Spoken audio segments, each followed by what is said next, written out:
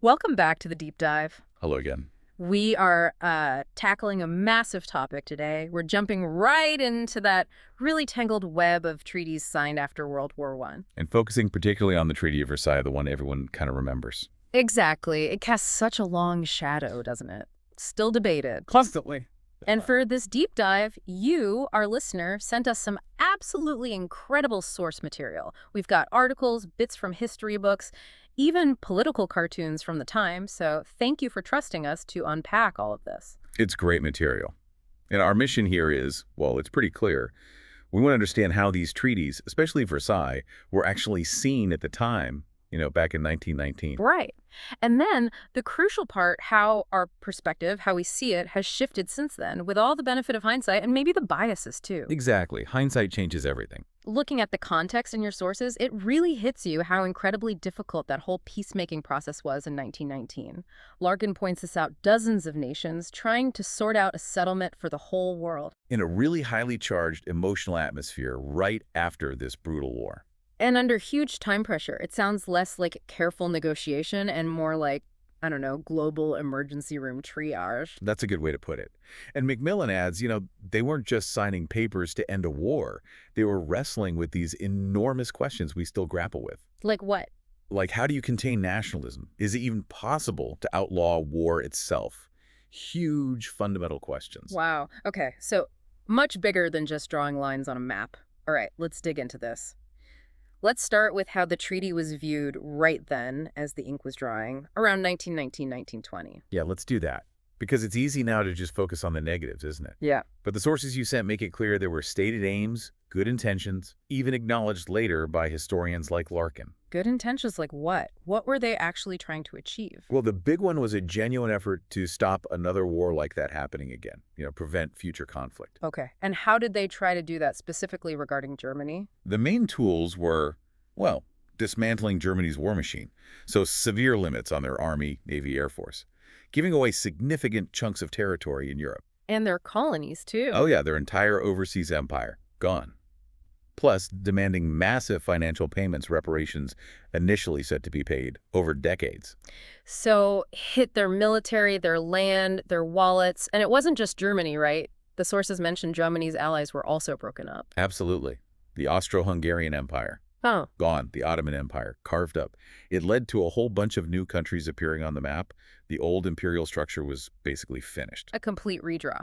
Now, something your sources highlight as a major positive, maybe sometimes overlooked now, is the League of Nations. What was the big deal about that back then? Well, think about it. Before this, international cooperation was mostly just specific conferences for specific problems.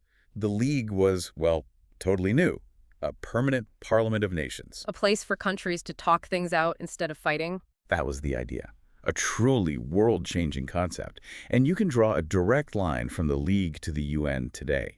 Its legacy is huge, even if the League itself ultimately failed to prevent WWII. And the sources mention it wasn't just the talking shop, right? It set up specific commissions that did real work. That's right, practical stuff. Things like the International Labor Organization, the ILO, still around, the Permanent Court of International Justice, which became today's ICJ, The World Court, yeah. and the Health Organization, the forerunner of the WHO. Even things like the Committee on Intellectual Cooperation, which paved the way for UNESCO. These bodies started in 1919 and had lasting benefits. So real, tangible outcomes. And then another idea that sounds pretty revolutionary for the time was self-determination. What did that mean in practice? Oh, it was massive.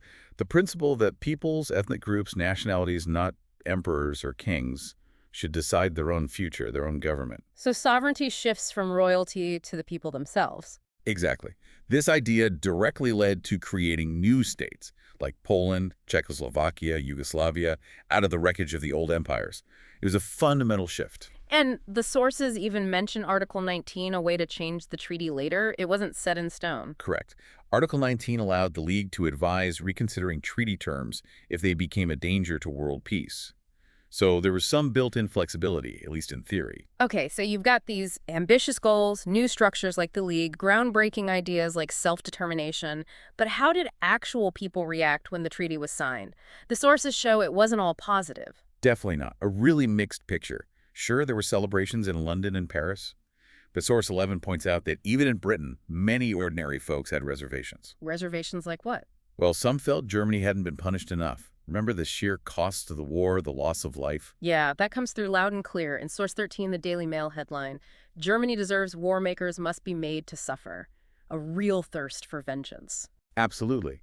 And related to that, some in Britain, according to Source 11, felt Germany was maybe getting off lightly compared to how they had treated Russia just a year earlier in the Treaty of Brest-Litovsk. Ah, right. Where Germany imposed incredibly harsh terms on Russia, so a sense of double standards, perhaps. Possibly. Or just a reflection of the raw anger. It shows the intense pressure the peacemakers were under. You sent that American cartoon, too, from the Detroit News, 1919. Yeah, showing President Wilson being pulled every which way by the different Allied leaders. It captures it perfectly, doesn't it? Were they all even pulling in the same direction? Clearly not. Everyone had their own agenda. Which leads to a major criticism that came up right away, even back then, the idea of the diktat. Yes, the dictated peace. Meaning Germany and the others had no say. Exactly. They weren't invited to the negotiating table in Paris. They were basically presented with the final treaty and told, sign here. Larkin argues this, plus Russia not being there, and later the U.S. not joining the League. It really blighted the treaty's chances from the start. Because it lacked buy-in. Legitimacy, precisely. It bred immediate resentment, particularly in Germany.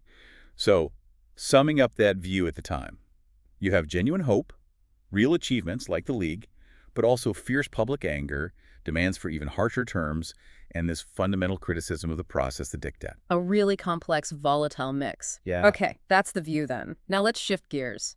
Fast forward. How has the treaty been seen since? Knowing what came next, Hitler, World War II, that changed everything, didn't it? It absolutely transformed the perspective. The rise of Nazism and another world war casts a very, very dark shadow back onto 1919. Source B puts it starkly. It became common, almost standard, to blame everything bad in the 1920s and 30s on Versailles and the peacemakers. The economic troubles, political instability, the rise of dictators. Yeah, but Versailles often got tagged as the root cause. And Source 14 acknowledges, looking back now, it's hard to deny some connection. The treaty did play a part in the sequence of events leading to World War II. You can't really ignore that link, looking back from, say, 1945. But historians, even with hindsight, offer a more nuanced view than just Versailles caused WWII. Right. Macmillan, for example, whose work you included.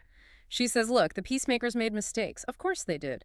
Who wouldn't under those circumstances? But she argues they could have done much worse. They were trying, genuinely, to build a better system.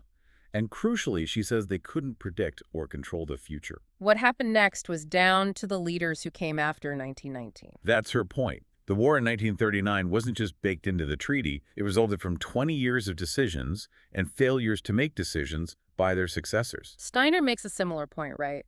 Noting the treaty gets constantly criticized, but maybe it wasn't that harsh compared to Brest-Litovsk. Germany wasn't actually destroyed. No, it remained a major European power, potentially.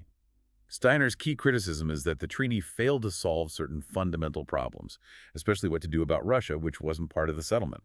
And she stresses the conflicting aims of the peacemakers and the sheer number of problems they faced, many beyond their control. Exactly. So hindsight makes the link to WWII seem direct, but historians urge us to see the complexity, the limitations of 1919, and the choices made later.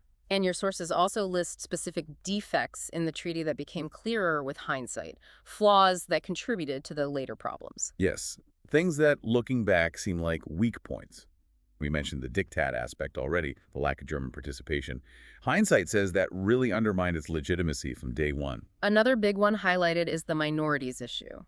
Self-determination sounds great, but drawing borders perfectly is impossible, isn't it? Absolutely impossible. You inevitably ended up with large groups of, say, Germans living as minorities in new countries like Poland or Czechoslovakia. And the League was supposed to protect these minorities? It had mechanisms, yeah, but they weren't very effective in practice. This created real resentment among those German populations. Resentment that Hitler later used. Precisely. It gave him a pretext: I need to protect the Germans abroad. A ready-made grievance to exploit. Then there's the issue of empires and mandates, instead of ending colonialism. Britain and France actually expanded their empires, didn't they? Taking over former German and Ottoman territories as mandates supposedly governed on behalf of the League? Macmillan is pretty critical of this in Source 15, calling it the offhand treatment of the non-European world.